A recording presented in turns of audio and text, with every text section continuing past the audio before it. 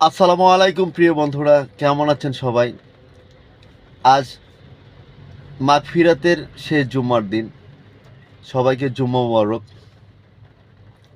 আরেকটি কথা আমি এই ফেসবুক প্ল্যাটফর্মের বন্ধুদের কাছে জানাতে চাই।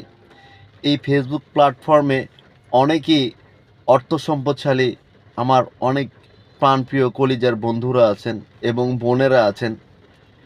এই রমজান মাসে আপনি ঈদের জন্য যেই বাজেটটি করে রেখেছেন, যে আপনার সন্তানের জন্য, আপনার নিজের জন্য এবং আরও আত্মীয় স্বজনের জন্য, কারোর জন্য ২,০০০ টাকার পোশাক কিনবেন, কারোর জন্য ৩,০০০ টাকার পোশাক কিনবেন, কারোর জন্য ৫,০০০ টাকার পোশাক কিনবেন।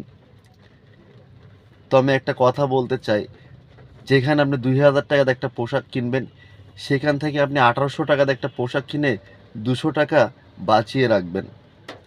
৩,০০০ টাকাতে যদি পোশাক কিনেন, সেখান থেকে আপনি ২৭০০ টাকাতে পোশাক কিনে ৩০০ টাকা বাঁচিয়ে রাখবেন। এই জন্যে কথাটা বলতে চাইছি যে আপনার আশেপাশে অনেক এতিম, অসহায়, গরিব মানুষের ছোট ছোট শিশু বাচ্চা আছে। তাদেরকে ওই বাঁচানো টাকার থেকে একটি টি শার্ট কিনে দেন, একটি প্যান্ট কিনে দেন।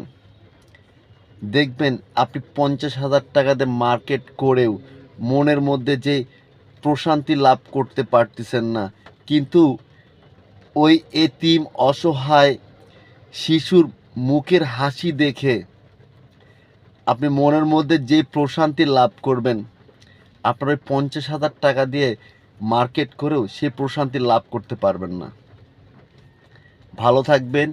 আপনার আশেপাশের এতিম, অসহায়, গরিব মানুষের বাচ্চাদের প্রতি খেয়াল রাখবেন, তাদের মুখে হাসি ফোটানোর চেষ্টা করবেন এবং নিজের প্রতি খেয়াল রাখবেন। আল্লাহ হাফেজ।